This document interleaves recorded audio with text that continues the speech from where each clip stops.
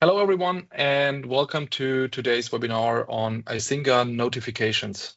I'm really glad to see so many of you here. It's one of our most popular webinars so far, I guess. So I'm happy to see so many of you registered and showed up for today's session. Today is not just about sending alerts. It's about sending the right alerts to the right people at the right time. And doing that in a way that actually improves incident response instead of creating noise. To cover that, we have created Icinga notifications. And today we want to show you the current state of this new module and tool for Icinga and also demonstrate the capabilities of this new module. My name is Blarim. I'm the COO of Icinga. And here with me today is Florian, who's our leader in UI and UX design. And yeah, in today's webinar, we want to first of all explain what brought us to the situation to create a new notification system, but also demonstrate to you how far we have come, what's currently possible, and also at the end, speak a little bit about what's upcoming for the next version of Icinga notification. One thing that makes Icinga very powerful is its flexibility. With Icinga, you are not locked into a predefined incident model. You can design notifications around your organization and not the other way around. For new users, this flexibility can feel complex at first, but once structured properly, it becomes one of Icinga's strongest advantages that we see. So whether you are refining your existing setup or starting fresh, this session should give you a practical idea on how you can apply these things immediately. I would like to start this webinar by explaining why we had to create a new alerting system in the first place. Icinga has a very powerful and flexible notification system in place already. It supports a rule-based configuration for notifications, and it's actually quite flexible with many configuration options already. However, we reached a point where it was necessary to rethink how Icinga manages alerts and incidents. And the reason for that, to explain the reason for that, I would like to start on how notifications currently work with Icinga, or until now have worked with Icinga, which is fairly simple because we have the Icinga 2 core. It collects data by executing check plugins. It processes that data, and based on certain configuration criteria or rules that you have created within the Icinga 2 core, Icinga 2 will decide at what stage whom will be alerted. Alerting happens by executing scripts called notification commands. So it's fairly simple, yet it's still very flexible in what it can do. Icinga has evolved over the past years with additional modules that can not only extend the visualization part of Icinga, but also extend Icinga with additional functionality. Some of those modules even collect their own data. And this is where we got into an architectural problem situation, kind of. At least it's not super convenient how it's been done right now. Let's take, for example, the business process module. The business process module is a module that uses existing data collected by Icinga 2, and it calculates a new state based on those data. You can imagine it like a combination of multiple states that calculates an overall state of something. Now, if you want to receive alerts for business processes, what you would have to do is you would have to create a service check in Icinga 2 core that on the other side checks the business process in order to get the information about the state of a business process and then send the alert. Even if the business process already has all these information and could do it by itself, with the current architecture, it cannot do that on its own because the notification system is completely embedded into Icinga 2 core, and everything, every use case that you have where you want to send alerts, you require Icinga 2. Now, this has not been a big issue in the past. However, with a growing ecosystem, we created more modules in order to provide more functionality to Icinga users. But at the same time, we created new modules that collect their own data in terms of not executing plugins, but actually connecting to a third-party service or having its own mechanism how data is collected. For example, we have certificate monitoring that collects data in the network about certificates. And we have a vSphere module that connects to VMware's vSphere cluster to collect data over there. And the mentioned business process as well. All of these modules actually are kind of independent on the one side because they calculate their own states and they calculate their own data and they collect their own data. But with following this strategy on building new modules that essentially improve the overall experience on what Icinga can monitor, we also decided to create a Kubernetes module. And latest with this module, things became a little bit more complicated because with creating the Icinga for Kubernetes module, we decided by intention that we will not try to create a host service-based monitoring solution for Kubernetes because it just does not fit the way how Kubernetes is being deployed and configured. Therefore, we intentionally decided to create a custom collector for Kubernetes data and to create a custom visualization part for Kubernetes. However, the notification and alerting part latest here became very crucial because we do not want to route all the Kubernetes collected data through the Icinga 2 core. And since we want to follow this direction and this strategy, and we want to have more of these modules in the future to monitor dedicated platforms, it is necessary and crucial for us to have a centralized notification system. In our perspective, notifications are a central part where multiple modules or extensions of Icinga can send their notifications to, and you will have a central place where you can manage who gets notified about what at which time through which kind of channel. So this is the idea behind Icinga notifications. We didn't stop there. We took the opportunity and created a new way of how Icinga notifications are configured. We created a new way how you can create schedules and rotations, which we'll see later.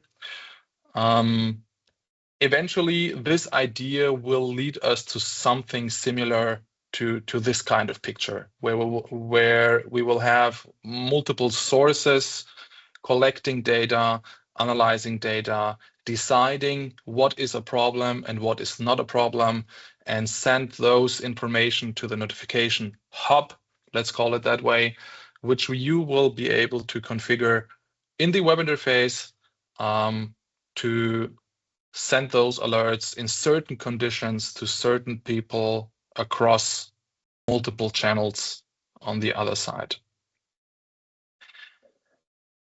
What's the current state of this? Throughout the last months, we developed step by step and learned also step by step what is necessary and what is required for such a notification system that we want to create. With the latest release, we have a quite fully featured solution already.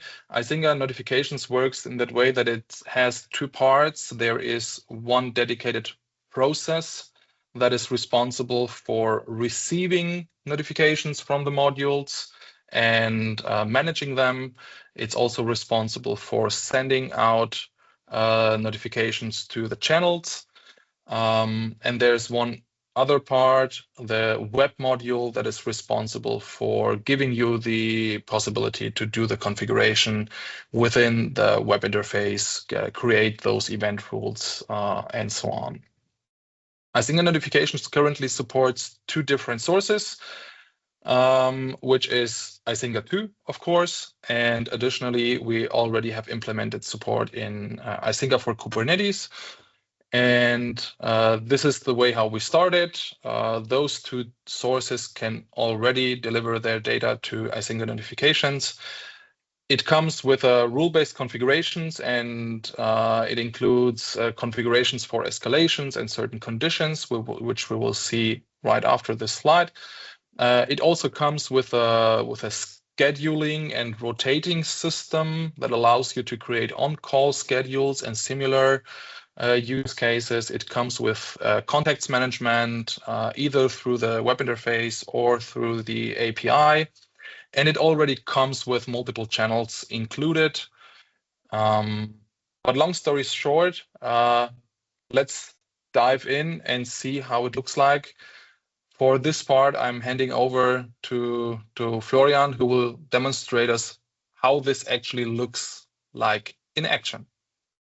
Thanks, Blaring. I'm happily taking over. Therefore, I will share my screen. Should work. Doesn't it? Yeah. Works. Fine. So to start with this, thanks for having me today, of course. And to start, this is kind of the view that you will see after logging in. So this should be familiar to most of you. And with a new notifications module, there's actually a new menu item in here. And we will take a look at all these menu options here. The first thing I want to show you is like the event list. It's kind of an overview of all the events that came in and therefore where notifications are sent out. It's kind of similar to like the usual event history that you probably already know. What's different here is that now we have, like, with all the list items, every list items has one source. This is like a little symbol here. And every source has like a different symbol, so you can immediately see where this event was triggered from. And if you can scroll down and get an overview of all the events in like historical order. You can also get a detailed view of all the events where you have a message and different information. Here you can also see the source, so you know which icons belong to the source, so you can afterwards spot it in the list again. And what you already see here is that there's always an object related to the event, which is kind of common also with the event history view. And what's new is that all events kind of belong to an incident in this case. And now you can see when you click on the incident, you get the incident view now that the event is belonging to. You also have like a list of incidents. It's also kind of a common list. And you see that you have different objects. Clearly standing out here are the Kubernetes objects, which have a namespace and everything. Also, you can see that there's a source icon here, so you can identify it. And if you go to the incident detail view, you can also see different stuff, like, for example, different object tags. Those are like attributes that depend on the source. So every source provides different attributes for the incident or for the object. And what you can also see is like the incident history that collects all the events that belong to one incident. Yeah, of course, the object name is there. We have like a mechanism to receive notifications on incidents. And as a user, you can either subscribe to one incident. So this means after you subscribe to an incident, you will receive notifications for this incident you want to subscribe to. And in opposition to that, there's also the manager status of an incident, which always is one person. So it's kind of similar to the acknowledged state in Icinga DB. And there's always one manager per incident. So the manager is the one person who wants to take care of the incident.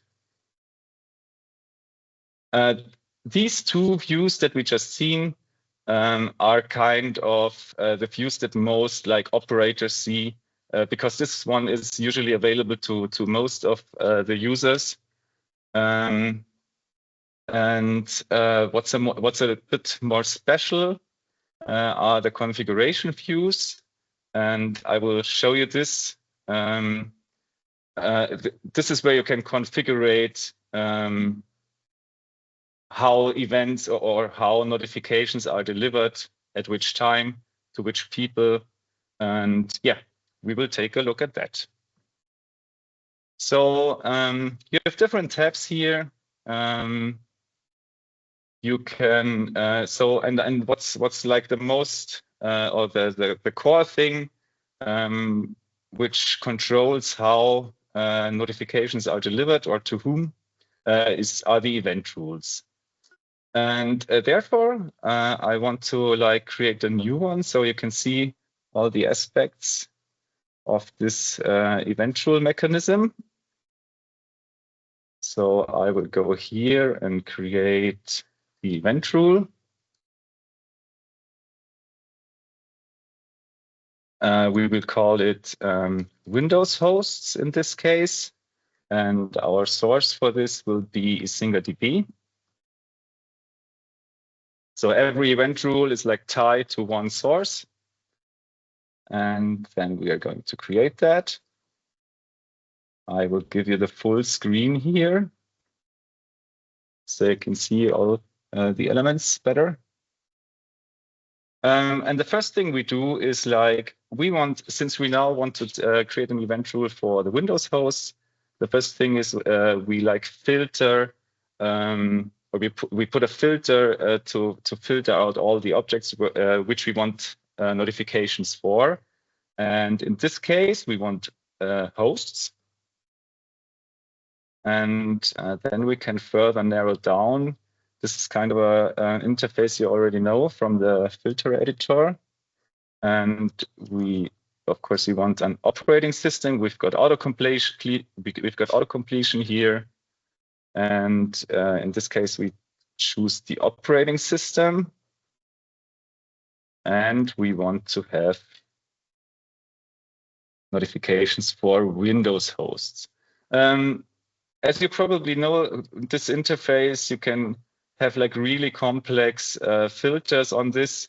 In this case, I just want to keep it simple.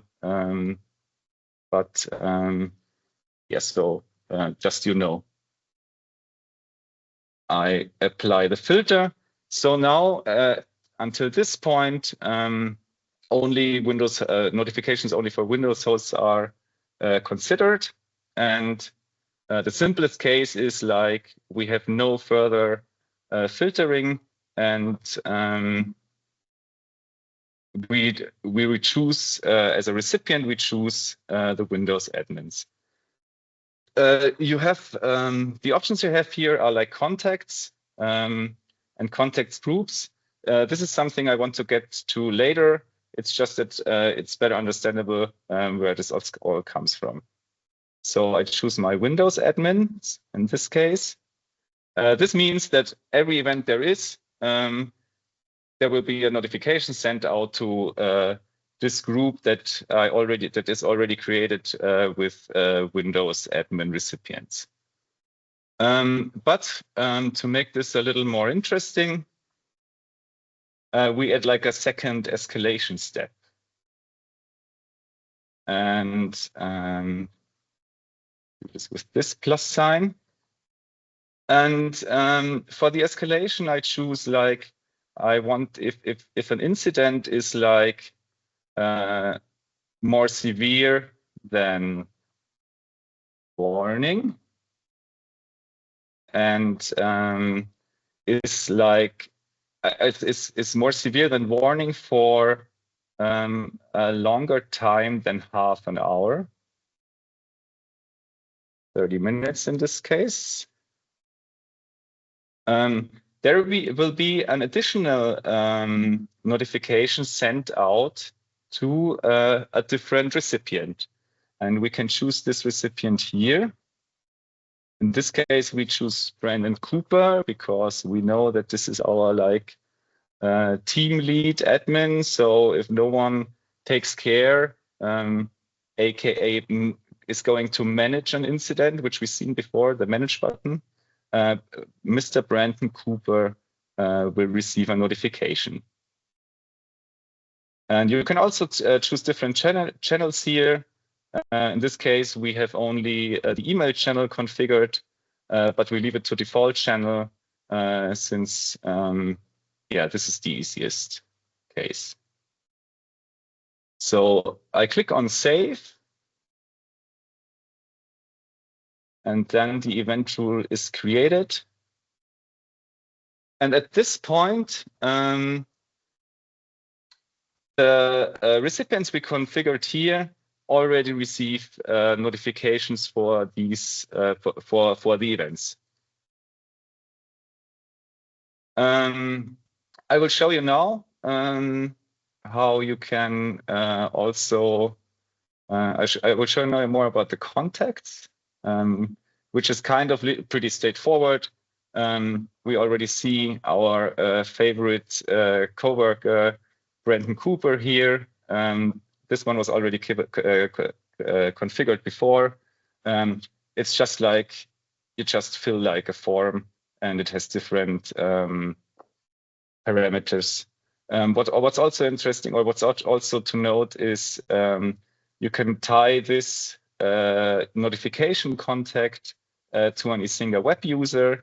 This will be auto-completed in case you already have some Icinga web users configured. So you don't have to or you have like always a representative Icinga web user. What's also possible is that you can define contact groups, which is kind of like a collection of contacts. We already seen it before. We configured the Windows admins here. And when you edit them, you can see that the Windows admins contact group consists of these two members. So we've seen in the event rule how this already works, but there's a more complex or a more smart things how you can organize contacts, or so to say, notification recipients. And therefore, we introduced the schedules feature.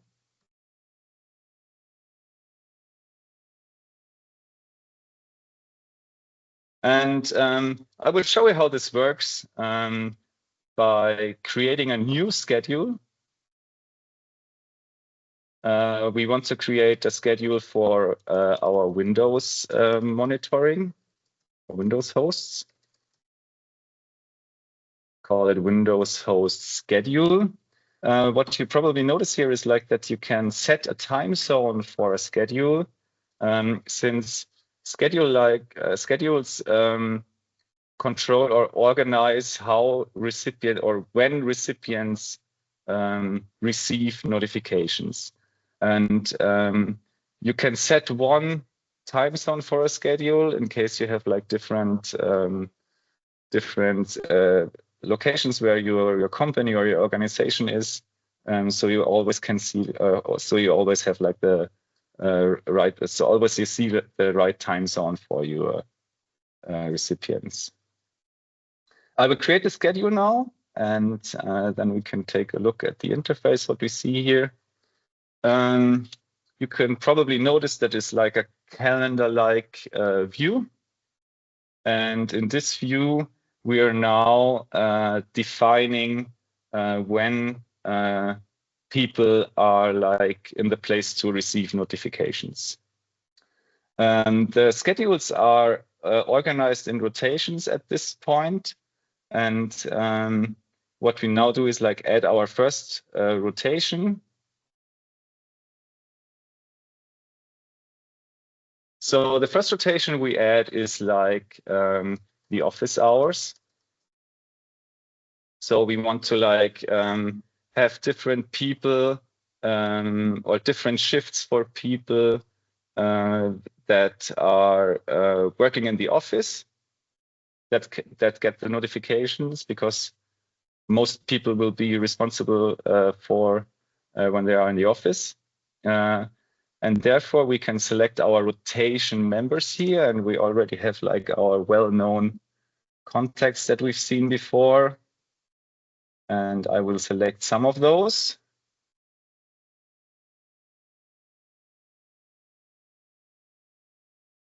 And then we define like our time slots that this rotation applies. And since it's in the office hours, we select Monday till Friday.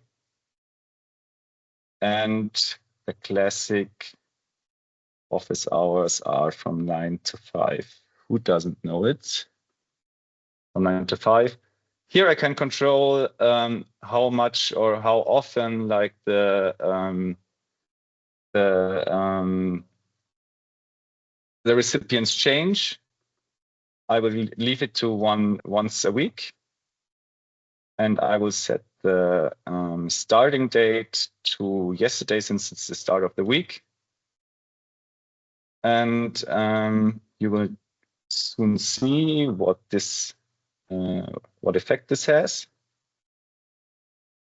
So now that we added the rotation, we can clearly see if I switch to a narrow view, it's like one slot here is reserved for one person in this rotation, and the different persons are marked by different colors. So you can see from today, which is Tuesday, until Friday, which we defined before, is like one person is responsible for receiving notifications. And starting in the next week, there's a different one, which is in this case, Emily Brooks. What you can also see, or what I will also show you, is that you can define the actual order in which the members rotate by drag and drop. So I will put Emily Brooks down here and apply the change again. And now you see that the next person, Jason Miller, or the next person is changed to Jason Miller. This is a good feature if you want to like determine when someone will follow after the current time span. And since there are still like gaps in the responsibility, we will have to add some other persons. And so we create a new rotation. which we call weekend at first. In this case, we have like very diligent people who want to take the weekend shifts. For the weekend, I will choose a multi-day shift or multi-day rotation. And the weekend will be from Friday after 5 p.m. And it will last to the Monday, the next week, until 9 p.m. So this is to close the gap until the shift in the next week will start. And we also choose like the Monday as the start of the shift. And then we can see what happens. So now we close this gap. And the weekend shift, so to say, is like filled. And since we still have gaps here during the week, we will add another rotation,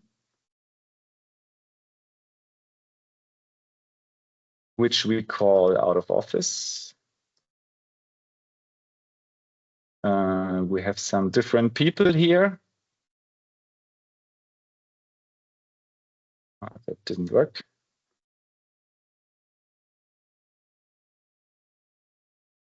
And it will also be a partial day shift or a partial day rotation. But this time we will start after 5 p.m. until 9 p.m. the next day. So we have like all the after work time covered. Again, I could also choose to like make them hand off every 2 weeks or so. This is just a different option to like customize this kind of rotation system a little bit more. And I will also add this rotation. And something's not working.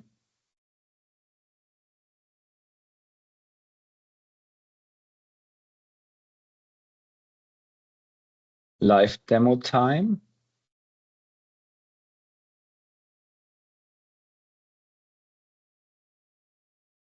Okay, let me try it again. Okay, it was added. And now you can see that like all the gaps are covered. So every time there's a different. So yeah, all the time slots are now covered by someone who can receive the notifications. We have also different views here. In this case, we can zoom a little bit out. So we have like a preview for the next week. And we can see here in the result that all the gaps are covered. And there's always someone responsible for receiving notifications. In this case, we see that the weekend and the out of office shift are overlapping. This is because like the rotation layers kind of override each other, and the one at the bottom is like the most important that overrides them also. If we want in this case to have like the weekend rotation kick in, we can also like reorder this with drag and drop. So now you can see in the result that the weekend shift is more important than the out of office shift. And this you can configure this to your likings. It's just like a new another layer of like customizability. But there's always like the case that someone isn't there, it gets sick or something. So we want to add another rotation, which we call fallback. And for fallback, we have like our most important employee, Brandon Cooper again. And we give him like the 24/7 rotation, so that he will get notified anyway if there should be a gap or someone doesn't receive the notifications. We will also start on the Monday of this week, and we put the handoff. Handoff in this case doesn't make any difference because we have only one person, but you can also configure that in this case in case you have multiple people. And I will add that rotation. So in this case, we see that Brandon Cooper is like taking everything over, which we don't want. So we put the fallback shift on top so that it only covers the situation when there are any gaps. And yeah, this is how we create our schedules. This is kind of a powerful tool, and it is like a good feature to have like automated groups of people be scheduled for receiving notifications. What we also can do is, as you probably remember, you've seen that we configured a time zone for this particular schedule. You can also take a look and change the view to a different time zone. You can filter it by continent, so you can find your desired time zone quicker. I think Madrid is a different one.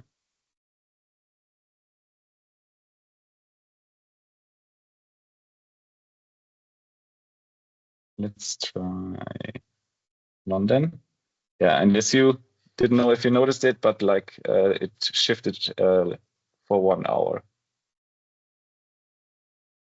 So far for the scheduler or the schedules, what we can do now is, since we created our schedule, we go back to our event rules, and we have like our window host. Oh, sorry, event rules are here. We go back to our Windows hosts event rule. And what we can now do is that we set the just created schedule as a recipient for the event rule. And we want to, in this case, we want to replace our Windows admins with the schedule that we just created. So in this case, if we start from the left, so we filter all the events by Windows hosts, and they will immediately get delivered to the schedule, which means that the schedule decides which person is currently on call on duty at this point in time when the event occurs, and then we'll decide who it will send the notification to. If we click now on save, this will get applied, and we have like our pretty simple but pretty effective event rule setup for the Windows hosts. Yeah, and that's it so far. I showed you the most basic stuff from the notifications interface, and I would like to hand over to Blarim again. Perfect. Thank you very much. Give me just a minute to organize myself. Here we go. Take your time. So I will stop the sharing, right? Mm-hmm. All right. So here I am again. Thank you very much, Florian, for showing us the capabilities of what Icinga notifications can do already as of today. So everything that we've seen so far is already available. You can get it, you can install it, you can use it. Of course, as I mentioned before, this is a rolling process for us, some sort of, because we're doing this step by step by figuring out what actually is required to create such a system. By far, we have not implemented yet everything what we wish for. There are plenty of features. The list is endless of what we want to do with Icinga notifications. But for now, we think that the most important parts, the foundation for such a system is created and available right now. If this already fits the requirements of you or your organization, you can already use it as of today. Our immediate next steps for the next version of Icinga notifications are to add high availability to it. It will have the similar approach like we have with Icinga DB that you already know. It will be a similar approach on how we do it there. We will do it with Icinga notifications as well. Now, additionally to that, we will extend the API for contacts. I think I already saw a question somewhere. We will go through the questions again, but just because I saw it already, we had a question regarding how contacts can be managed and if they can be transferred from Icinga 2 to Icinga notifications. So the notification contacts are different from those that you have in Icinga 2. Generally, migrating them might not be possible because the configuration is different and it also has different configuration parameters. For example, a contact in Icinga notification has a default channel, something that is not covered at all in Icinga 2. However, there is an API already available to create and manage contacts in Icinga notification. This is already available. And we will extend that API to allow the creation of channels as well. This will open up more possibilities for us and also for others to manage contacts programmatically. In addition to that, a future version will include connectors to Active Directory and LDAP as well, like we are used to have with Icinga Director and Icinga Web and so on. So those connectors will come. However, the foundation right now is the API. I also already saw a question regarding executing scripts. This is something we already received as feedback, and we're taking this into account. So the next version will include support for generic channels, so generic script execution as a channel. It will not be a one-to-one. So you will not be able to transfer existing notification commands without any changes. However, it will be possible to, instead of executing the built-in channels, to execute the scripts that you may or may not already have. In addition to that, what is already possible today is that you use a webhook as a channel. So this is already possible. What you can do, instead of sending an email, you can configure a webhook. This is already implemented. So that's probably even a nicer way instead of executing scripts, which is not available yet, but will be available soon. We will do more UI improvements, especially for the event rule editor that we've seen. While it works quite well, we think that we can improve in the way how it displays things and how it explains how the configuration has to be done. And one of our other goals is to support generic sources as well. What does this mean? So right now it's possible for basically any tool to send notifications to this system.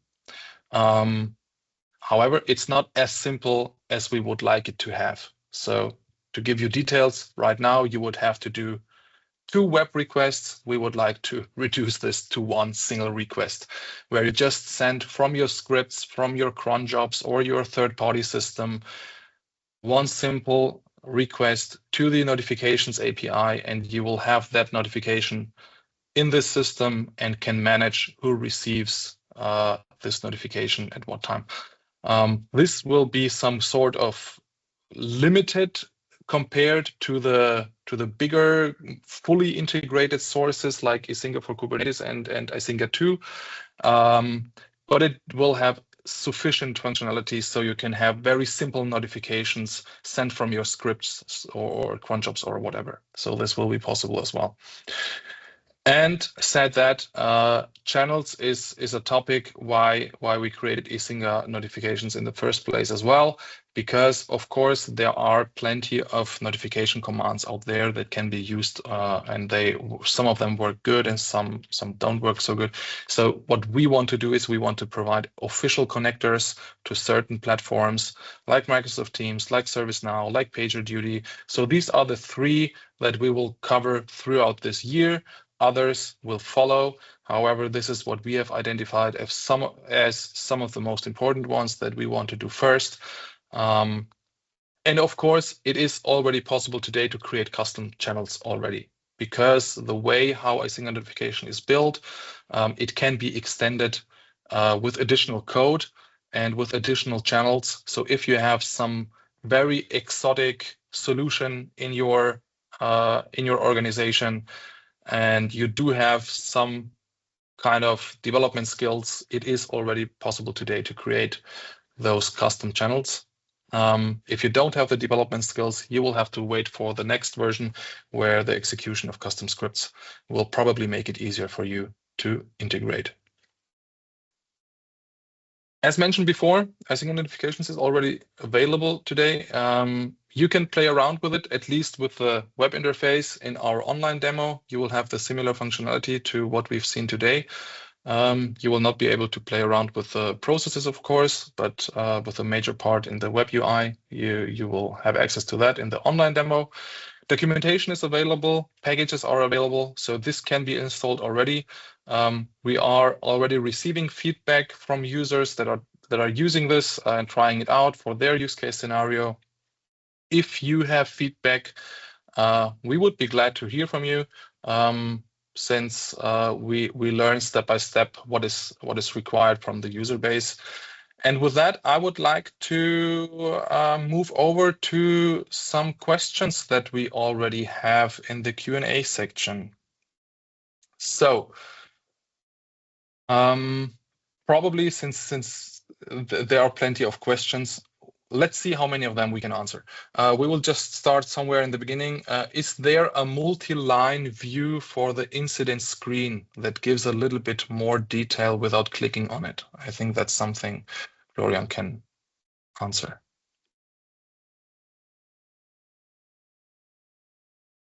Oh, yeah. There is none. Since we started pretty basic, we wanted to start with that. Probably we will consider it. Not probably, maybe we will consider it. If you have like special requests for what you want to have as additional information displayed there, please let us know.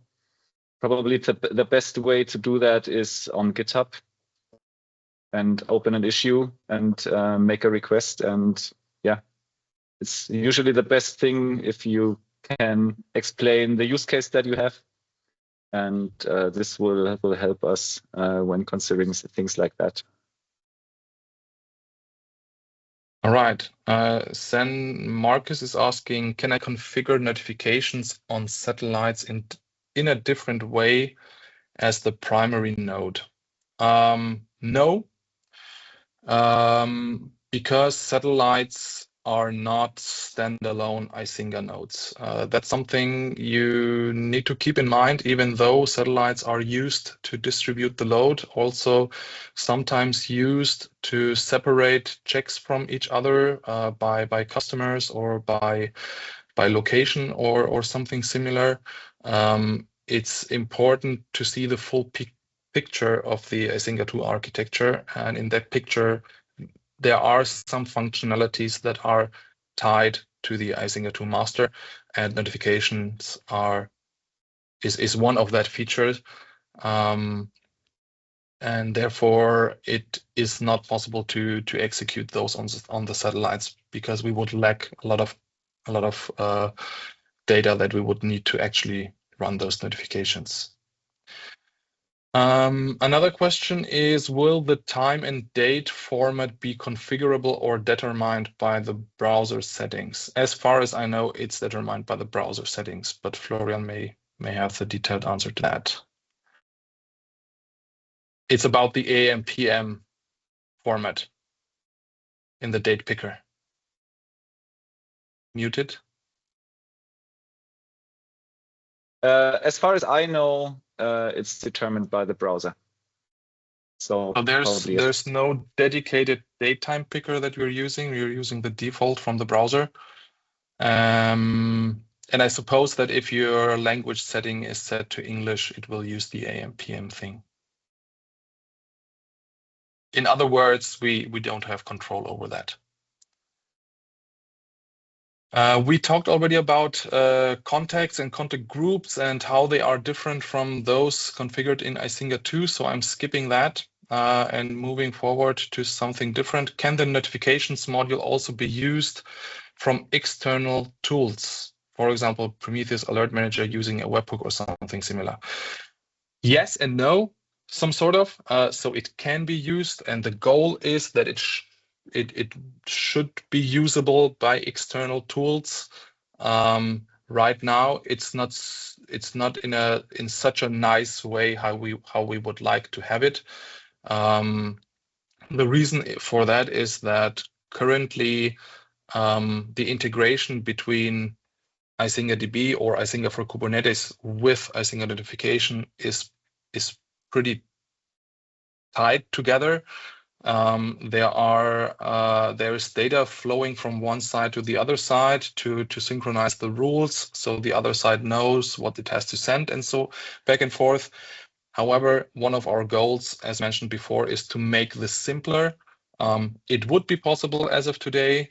It would have limited functionality, but we want to get better in that, because the goal is definitely to open Icinga notifications to other tools. That's why we created it in the first place with API support from the beginning. So this is definitely a goal, which we will make better with the next version.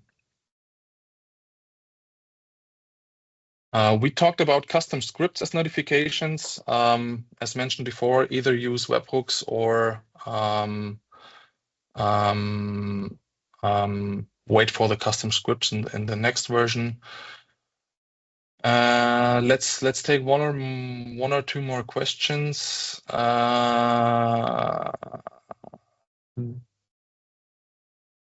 Let's see. I'm just trying to figure out which questions will have the most impact. Are we planning to drive all of this configuration via director and import sync? Are we planning to drive that with director? We have discussed that option, to be honest, because director already has this import functionality, and we discussed the option if we should enable director to deploy configuration to notifications additionally to Icinga 2.